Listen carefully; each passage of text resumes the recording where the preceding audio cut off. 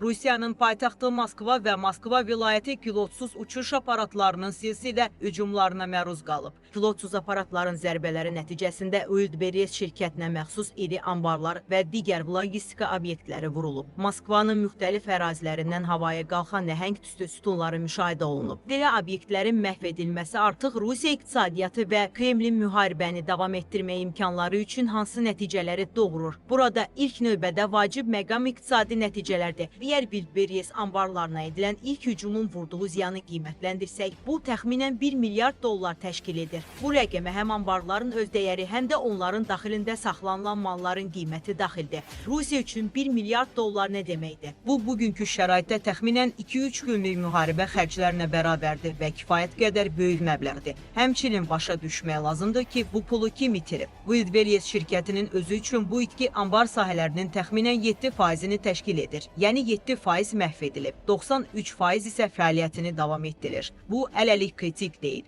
Bugünkü hücumun təsiri ilə bağlı hələ hesablamalar görməmişəm. Lakin ehtimal olunur ki, daha 7% itki əlavə oluna bilər. Müəyyən bir mərhələdən sonra bu, Wildberries kimi aparıcı şirkət üçün artıq kritik vəziyyət yarada bilər deyə Kiyevdə yerləşən Razumkov mərkəzinin xarici siyasət və beynəlxalq təhlükəsizlik proqramlarının həmsədri hərbi ekspert Aleksey Melnik bildirib. Onun sözlərinə görə zərər çəkən ikinci böyük qrup Rusiyanın kiçik və orta sahibkarları olub. Onlar üçün bu zərbə son dərəcə ağır nəticələr doğru. Bizə görüntülər də göstərir ki, onların bir çoxu bu səhər faktiki olaraq müflis vəziyyətində oyanıblar. Onlar dövlətdən heç bir kompensasiya almayacaqlar. Wildberries hazırda öz nüfuzunu qorumaq üçün birbaşa kompensasiya deyil, müəyyən güzəştlər və kreditlər təqdim etməyi nəzərdən keçirir. Lakin bunun nə müştəriləri, nə də həmin biznesləri xilas edəcəyi ehtimal olunur. Rusiya miqyasında bu itki cəmi 3 günlük müharibə xərclərinə bərabərdir. Bu, yenə də böyük məbləğdir. Müharibənin hər günü kiçik bir bölgənin illik büdcəsinə bərabər vəsait tələb edir. Ümumi mənzərədə bu, o qədər də böyük görünməyə bilər. Amma məsələni ayrı-ayrılıqda,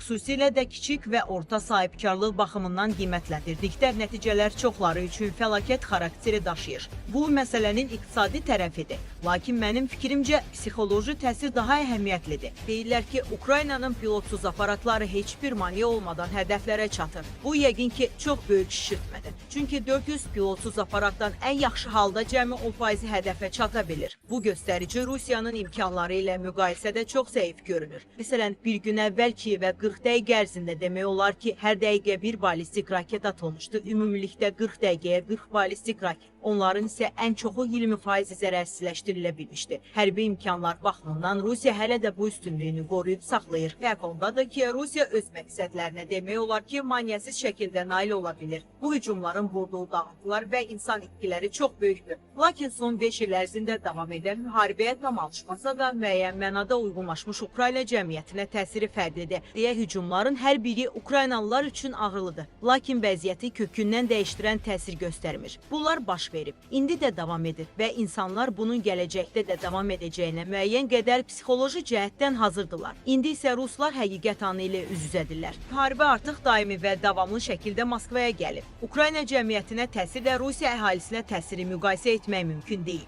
Ekspert bildirir ki, zərər çəkənlər yalnız sahibkarlar deyil, elektron ticarət platformalarında ucuz məhsullar sifariş edib onları heç vaxt ala bilməyən adi vətəndaşlar da bu vəziyyətdən zərər görüblər. Qapağı möhkəm bağlanmış qazan kimi cəmiyyət daxilində təzyiq getdikcə artır. Rusiya tarixində dəfələrlə baş verdiyi kimi məşhur Potyomkin zirehli gəmisində olduğu kimi dənizçilər adi borç yeyərkən heç də yaxınlaşan hadisələri xəbər vermirdi. Lakin qəfil və amansız partlayış baş verdi. Belə nəzarətdən çıxmış partlayış istənilən anda və istənilən yerdə baş verə bilər. O zaman isə Rusiya hakimiyyəti növbəti ciddi sınaqla üzləşəcək.